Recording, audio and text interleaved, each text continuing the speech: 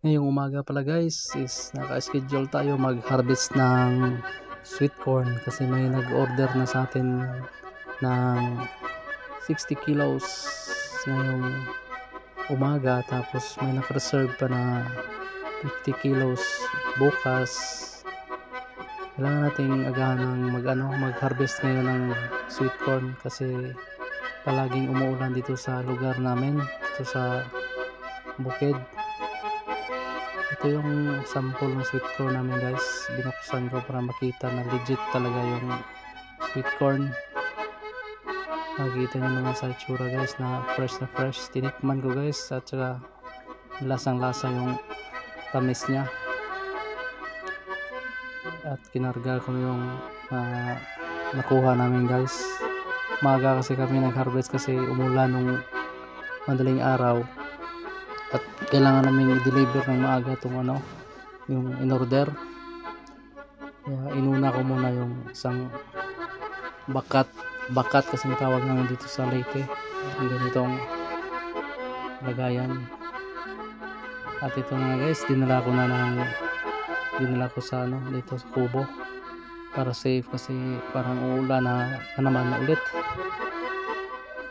Sa sobrang gutom ko guys, wala pa akong almusal, kinain ko lang yung sweet corn, tinukman ko yung lasa. Nakadalawang kain ako guys. At ito guys, titimbangin na namin yung nakuha namin. Kailangan kasi guys na set yung timbang para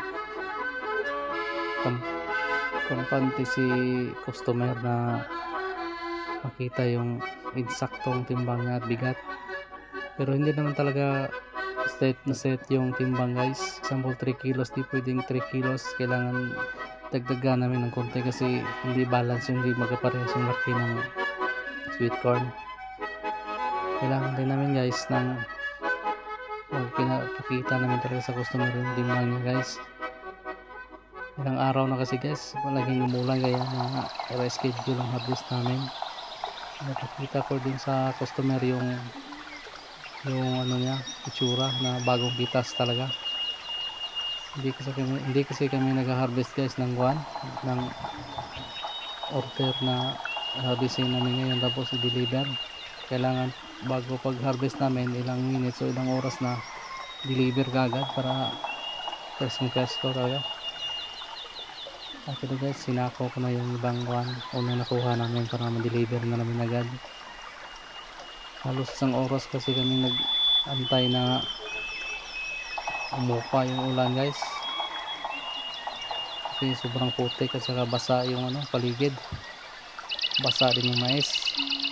At guys, wala kasi kaming pangtali kaya automatic pag dito sa bukid, pag may abaka kayong tinatanim, maraming pangtali. Ito guys, yung abaka na tinanim ng tatay ko, nagagamit na.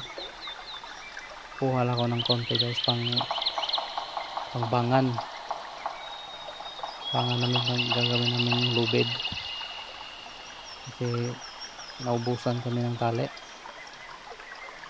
Pinali kasi namin sa mga kambing namin, kaya walang problema, may pang DIY tayo dito guys. Sobrang ganda ng panahon guys, hindi parehas kanina na maulan. Kaya ito guys, tatali ko na kasi baka mag-antay ng matagal yung mag-order namin dito. Alas 8 kasi yung usapan namin na i-deliver ito, kailangan abot sa oras kasi may order din sa kanila at saka i-display pa nila yung sweet corn. Ganda kasi pag presko ma-deliver namin saka maaga. Ang kasi namin guys, mahirap pag biglang uulan. Ito na guys, kinakarga kami sa motor namin at ito i-deliver ko na sa ibang lugar.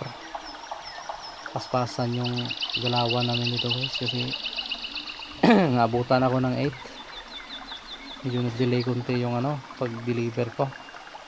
At ando na yung customer namin, nagantay na sa sa lugar nila. Guys, nabot niya sa akin yung bayad.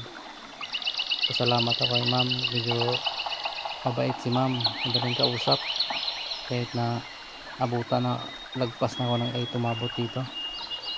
buti na lang may nadala ako ng ibang tali, pang tali sa duyan ko, kinuha ko muna at ginagamit ko pang tali sa ano, karga namin. Ito lang muna din akong motor kasi hindi makalabas yung multicab kasi may nakaharang kanina. Pagkatapos bumalik na ako dito sa farm guys, kumuha ko ng unas, ito yung dahon ng abaka, lagay ko sa ano, yung pahay ng native na baboy namin kasi sobrang putik, sa sobrang lakas ng ulan pumasok yung tubig dito. Kawawa naman sila pag sobrang basa. Ito yung maliit na baboy namin, si Piglet guys, 4 months ito guys, sobrang liit, native kasi. Yung pinapakain din namin guys, mga puro organic lang, walang halong feeds, para yung lasa niya guys is